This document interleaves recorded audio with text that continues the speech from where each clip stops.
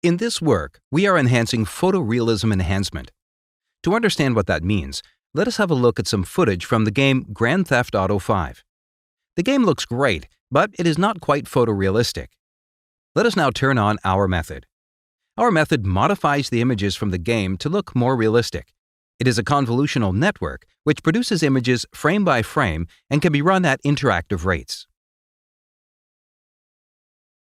This model was trained to translate GTA 5 to the Cityscapes dataset.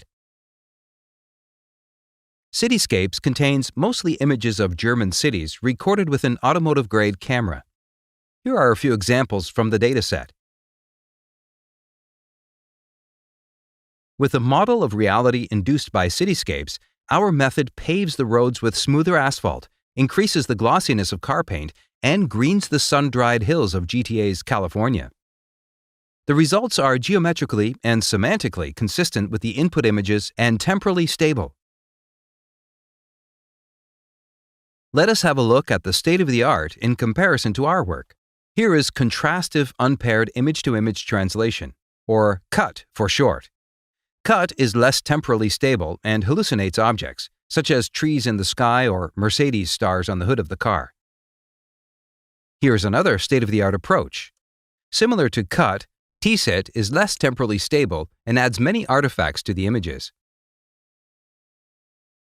Let us now look at our method in detail to understand why it is more stable and produces less artifacts. Our method takes a rendered image from the game and passes it through an image enhancement network to produce an enhanced image. We further extract a set of rendering buffers, called G-buffers, produced by the game engine. G-buffers contain geometric information such as surface normals or distance to the camera, material information such as albedo or glossiness. They may also contain information about the lighting in a scene.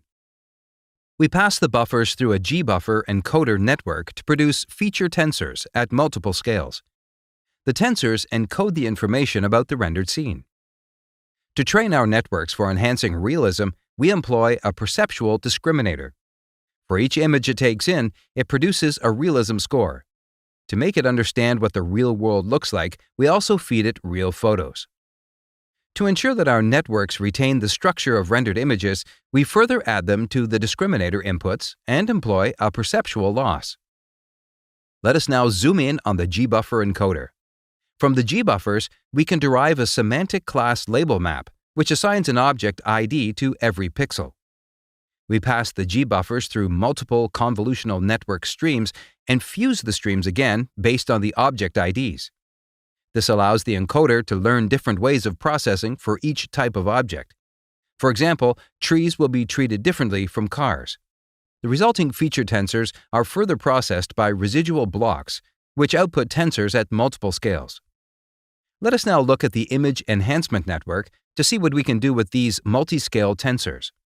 The enhancement network is based on HRNet, which processes images at multiple scales in parallel. Each scale of the feature tensors matches a scale in the network. The network consists of many residual blocks at each scale. Within the residual blocks, we replace the batch normalization layers with our own rendering-aware denormalization blocks, or RAD for short. The RAD layers modulate features based on the rendering information in the G-buffer feature tensors. For more details, we refer to our paper.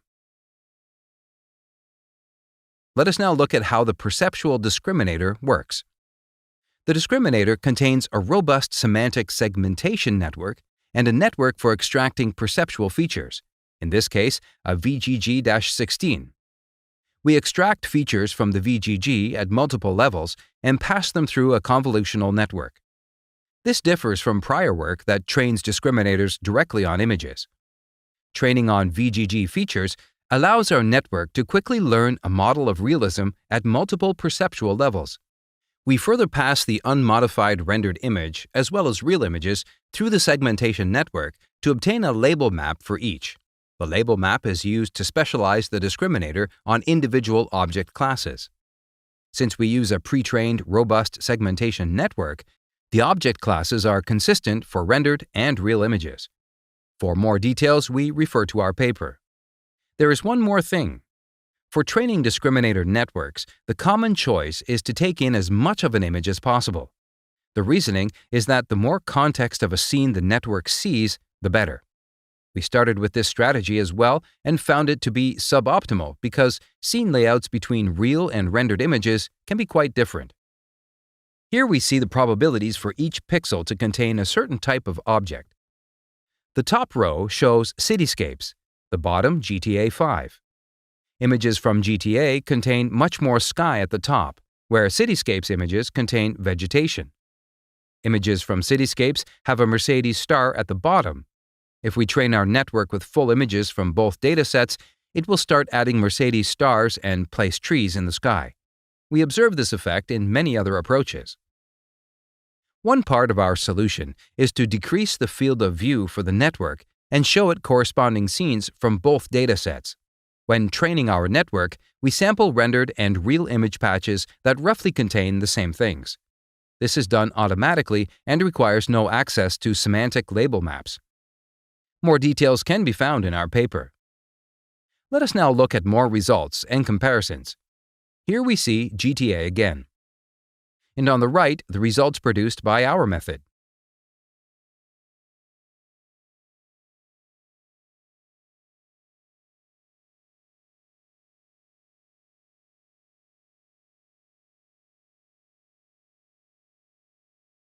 Here we see the results from classic color transfer.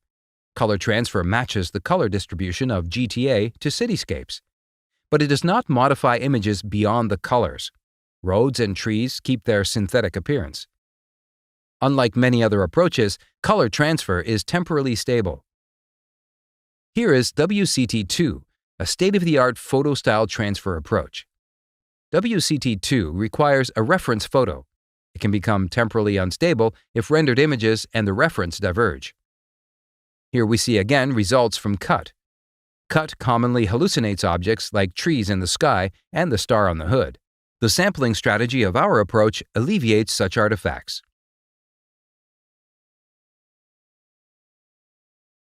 Here we see TSIT, an image-to-image translation approach.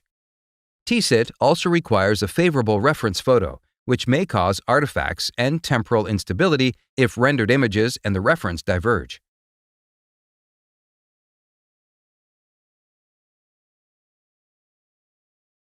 Finally, let us look at GTA again. And here's our method trained on the Mapillary Vistas dataset. Vistas features diverse images from around the world recorded with different types of cameras. Our method captures the style of this dataset with its vibrant colors while keeping the semantic and geometric content of the underlying game.